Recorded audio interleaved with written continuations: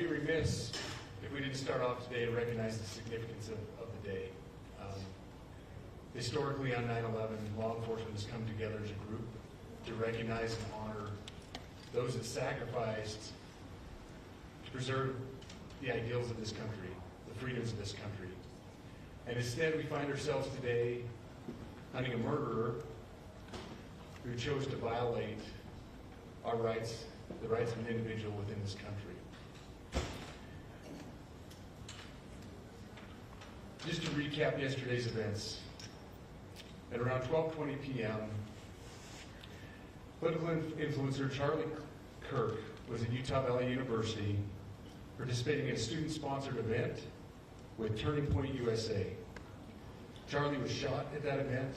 He was transported to a local hospital where he later passed. Last night, his body was moved to the state office of the medical examiner. We will continue to facilitate movements to get him home today and with his family. Yesterday, during the investigative process, we located a couple of persons of interest. We interviewed those individuals, and after releasing them and after clearing them of being suspects, they faced scrutiny, they faced threats. We asked the public to be patient with the investigative process. These individuals were not suspects, they were people of interest. We ask that you do not impose into those people and that investigative process. They don't deserve that harassment for being subject to that. I'd like to thank all the investigators that are involved in this. They have worked around the clock. All day yesterday, through the night last night, investigators from the State Bureau of Investigations, from county, from city agencies, the university, our federal partners with the FBI, the ATF, and many others. Those are just a few of the people that we have involved in this. I'd like to thank all of them for their strong work. Through all that work last night, we were able to make a few breakthroughs. We were able to track the movements of the shooter. Starting at 11:52 a.m., the subject arrived on campus, shortly away from campus. We have tracked his movements onto the campus, through the stairwells, up to the roof, across the roof to a shooting location. After the shooting, we were able to track his movements as he moved to the other side of the building, jumped off of the building, and fled off of the campus and into a neighborhood. Our investigators have worked through those neighborhoods, contacting anybody they can with doorbell cameras, witnesses, and have thoroughly worked through those communities, trying to identify any leads. We do have good video footage of this individual. We are not going to release that at this time. We are working through some technologies and some ways to identify this individual. If we are unsuccessful, we will reach out to you as the media and we will push that publicly to help us identify them. But we're confident in our abilities right now, and we would like to move forward in a manner that keeps everyone safe and moves this process appropriately. Last night I communicated with Erica. That family's devastated. As a commissioner of public safety, as a father, as a husband, I can only imagine what that family's going through. The heinous event that happened yesterday is not in Utah. This is not what we're known for. Over the past several weeks, we've seen the state come together to help families in mourning, come together as a community to show what Utah is known for a state of character, of service, of camaraderie, of a neighboring feel. We will not stand for what happened yesterday. We are exhausting every lead. We have every officer invested in this, every investigator, every local agency. The outpouring of support from the law enforcement community has been astounding. We are investing everything we have into this, and we will catch this individual. Having walked through the crime scene, through the hallways of this school, through the classrooms, I can't imagine what the people on scene felt as well. A horrific event where some of them barricaded in classrooms, some of them ran in fear. Can't overstate the tragedy and the horrific event that yesterday was, and how we will work to bring to justice the actions of one individual or any other individuals that assisted in that. Our state has gone through a lot, and we will come out successful. With that, I'll turn the time over to Special Agent Bohls. Good morning. My name is Robert Bohls, and I am the Special Agent in charge of the Salt Lake Field Office. Following yesterday's tragic shooting of Charlie Kirk, FBI agents have been working around the clock in coordination with our law enforcement partners. We are and will continue to work nonstop until we find the person that has committed this heinous crime and find out why they did it.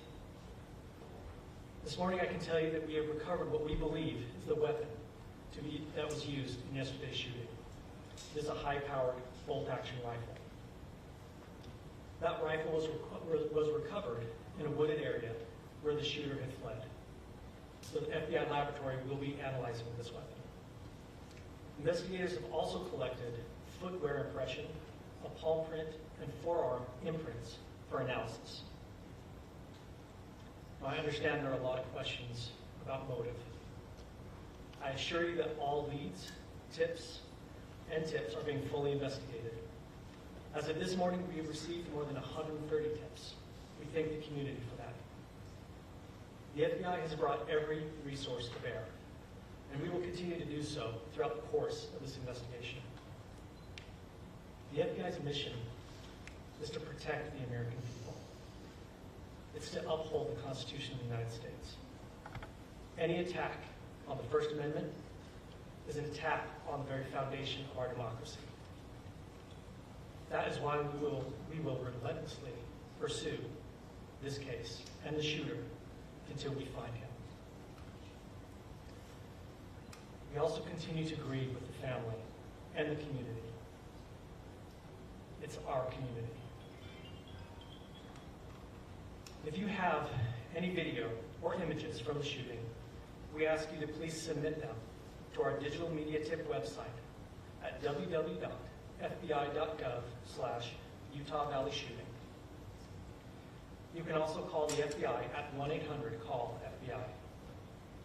We truly rely on the public's help in these types of cases, and no tip is too small or insignificant.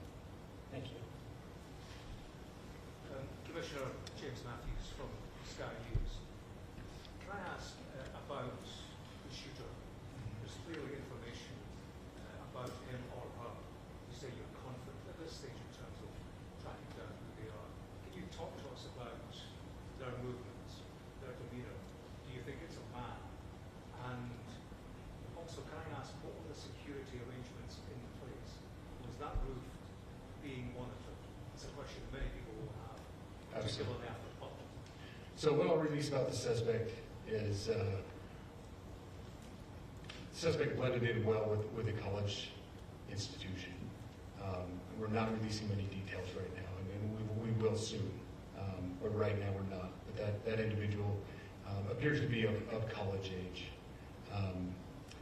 We are confident in our abilities to track that individual. If we're unsuccessful in identifying them immediately, we will reach out for the public's help and the media's help in pushing those photos. That was a new development overnight, working through the night, studying those cameras. So that's something that's new and that we're working through right now. As far as the security, I cannot speak to that. Neither the Department of Public Safety nor the Federal Bureau of Investigation was involved in the planning or security of this event, and that'll have to be a question later for other agencies. Mr. I wanted to ask you, you mentioned that you found the gun in a wooded area. Do you believe that the suspect could be hiding in the woods, and is that suspect possibly still in this area? So that's a good question, and it's a question that goes to the safety of the community, right? No, not in those woods. We walked through those woods and secured it. As to the community, I can tell you that this was a targeted event. We don't believe that the community is at risk. However, we're exhausting every resource to find him, and we will do so. Special Agent Bohls, that is helping with the BBC. From the images you have, can you see clearly the suspect's face? You say he's college age. Do you believe he was from this university? And how far do you think he may have gone in this time span? So I can't comment specifically on his face or any details such as that, as it's continuing to be a part of the investigation, and again, we'll release that shortly. However, we're doing everything we can to find him, and we're not sure how far he has gone yet. But you have a clear image of his face? We have images of the suspect. So Can you between trace those the gun images to and the owner? gun that you've been able to recover, do you believe you know who this person is, the person that you're looking for at this point? Again, as part of the investigation, we're not releasing any details of that. Any fingerprints or DNA? We are exhausting all of our resources to be able to collect those, but that's, again, part of the investigation. Have you been able to trace back the owner of the gun? Excuse me? You said you found the weapon. Have you been able to trace back the owner of that weapon or who purchased it? We are working on that, but again, part of the investigation that I can. One last question. Agent Bohls, there's been a lot of turnover at the FBI. Do you think that's impacting the investigation at all? Not at all. We've got complete and total support from everyone, from the director on down, and it's been an incredible supportive environment so far. Are tweets like the one yesterday useful though, where we announced that there's a suspect in custody? All I can say is that we're working the investigation the best we have.